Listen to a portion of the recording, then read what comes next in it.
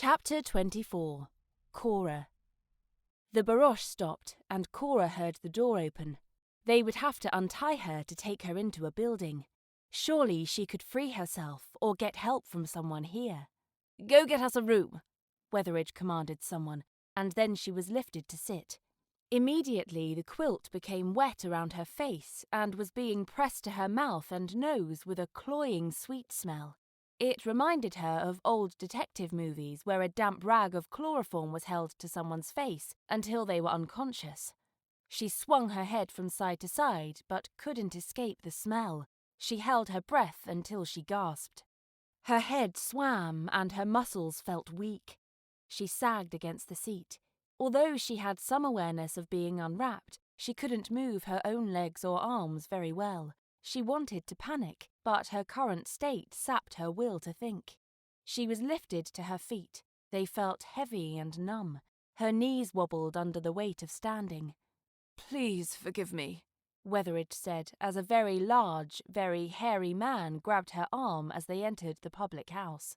She thought the sun should soon be rising, but the horizon wasn't turning grey yet. A man in an apron approached. Cora could feel her eyes cross and wander left and then right. Her eyelids blinked slowly, and her voice was a muffled moan instead of the words she tried to say. "I'm sorry to say that my wife is roaring drunk. I'll take her to our room immediately.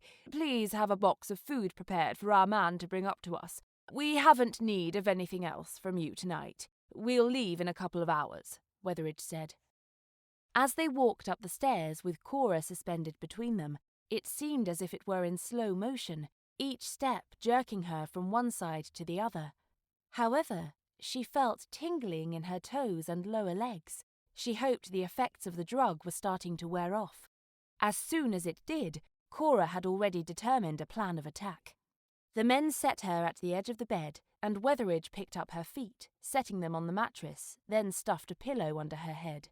"I'm sorry for this rough bit of courting. I'd really hoped to win you honestly, but, well, you had ideas to the contrary." Cora pushed her tongue around behind her teeth, feeling the rough edges. She thought her arms were stronger than moments ago, too. She was thankful Wetheridge didn't know what he was doing when it came to drugging someone. "I'm really not a bad sort, just desperate. I believe you'll come to accept me. Maybe even like me. I had thought to marry you and solve the problems of my estate, but then when you wouldn't have me, I thought Lady Atkins could step in." Cora could tighten her arm and leg muscles, feeling the rope around her ankles. She could clench her glutes, but her stomach muscles were still very sluggish. Wetheridge arranged Cora's dress to cover her legs. "She wants what you apparently had, though, so this is her solution. We all get what we want, I suppose. Well, except you." Then, with harshness in his voice, he added, "And his grace." He smoothed Cora's hair away from her face. "I'm truly sorry. We aren't starting off in the best way." It took all her willpower not to slap his hand away. He needed to believe she was immobile until she could act with full force. She rolled her eyes aimlessly and made some moaning sounds as if she were trying to speak to keep up the ruse. The hairy man showed up again much later and set a box of food on a small table. He and Wetheridge sat down to eat. Cora tested her muscles every now and again, contracting and flexing what she could without drawing attention to herself to increase blood flow and hopefully speed her recovery. The men ate at their leisure, talking about Wetheridge's estate. Her head was feeling clearer and her body stronger. "When will you transfer that piece of land in Blackwater?" the gruff man asked. "As soon as we return to Lifton and Cora is safely on my estate." "Not going to happen." The man's chair scraped across the floor. "I'll get a couple of hours of sleep." As soon as the door closed behind the man, Cora hissed, "Privy." She held her eyelids as if she was sleepy. "I need the privy." She smacked her lips together. "And water." This wasn't only a ploy. Her whole body craved a drink, and she needed the restroom. A sawhorse-like contraption sat in the corner of the room with a bedpan affixed. She thought one of the improvements Simon's house would get when she became his duchess was a flushing toilet or two. May's house had them. Though they were primitive, it was much preferred to this. Cora laughed at herself. Possibly the most stressful event in her life was about to happen, and she was thinking about toilets.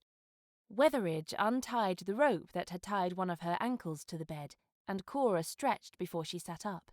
Slowly, she placed her feet on the floor and stood, being sure to wobble. Weatheridge backed away and pointed at what passed for a necessary in this century. "May I have privacy?" she whispered. "We'll soon be husband and wife, and your dress will cover you sufficiently." Pig. "You have a rope tied to my leg. I can't run. At least turn your back." Cora continued to walk to the bedpan. Weatheridge bowed and faced away from her. She grabbed the bedpan from the privy and swung it with all her might, hitting him in the head above his right ear.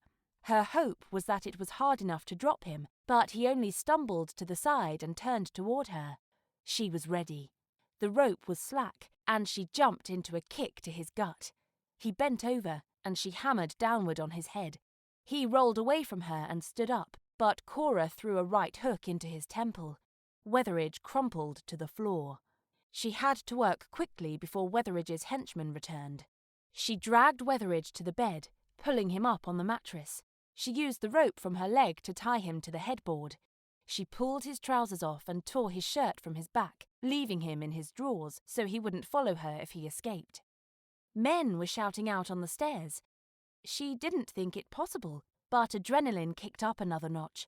It sounded like bodies slamming against the walls.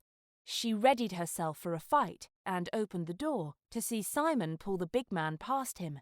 The man fell down the stairs and crumpled at the bottom without moving, his leg obviously broken, among other injuries. Simon bled from his nose and a cut near his eye. He stumbled up the final steps to Cora. She used Weatheridge's shirt to wipe the blood away. Simon's lips landed on hers, and his fingers tangled in her hair. Cora reciprocated, pushing all the concern and relief she felt into that kiss. "Excuse me!" Cora heard Aunt Nellie behind Simon. "Pardon me," she repeated, squeezing past the onlookers who had gathered. "I wanted to drop by for this bit." Aunt Nellie pressed her toe against the door and it creaked back open. She peeked around the door jamb and began to laugh. "Oh, yes, I'm so glad I did." Nellie looked around. "You really knocked him out. And there's the bedpan." She laughed again. "I thought it was just a story, you know." Mirth still filled her eyes, but she stopped laughing to say, "Officially, I'm here to be your chaperone. The story goes, I got tired at the ball and decided to start home. You, of course, offered to accompany me, Cora." She patted Cora's arm. "You're such a sweet girl. Thank you." The woman winked at her. "The constable is on his way."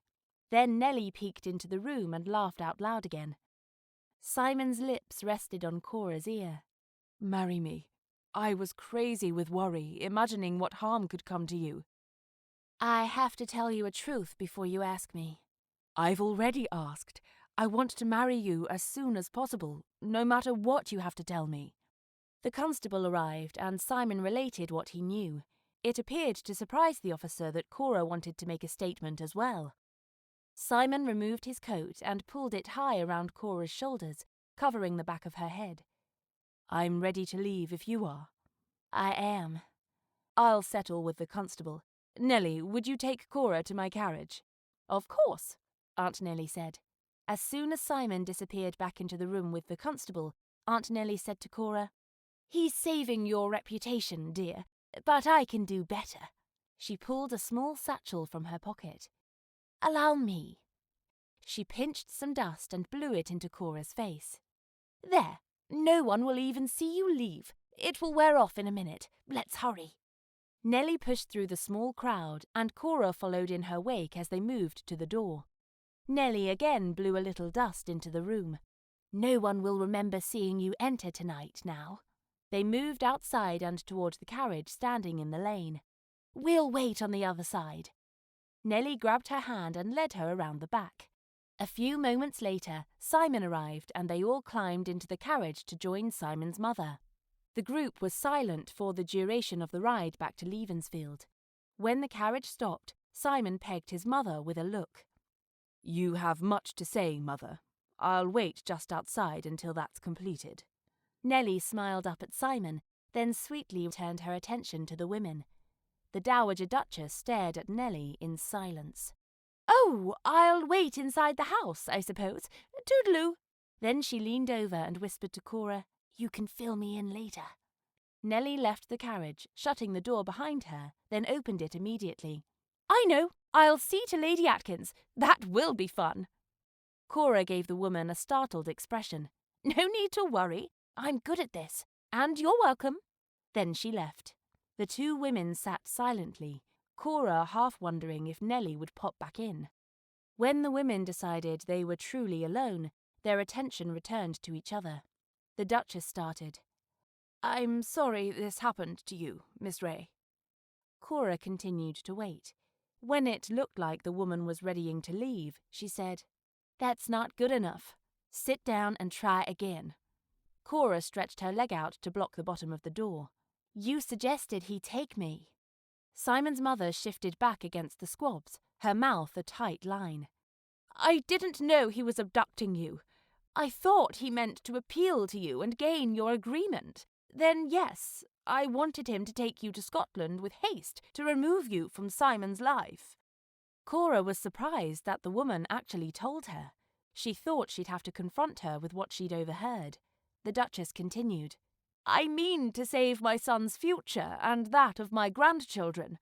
Americans know little of the demands of a title, and care even less than that.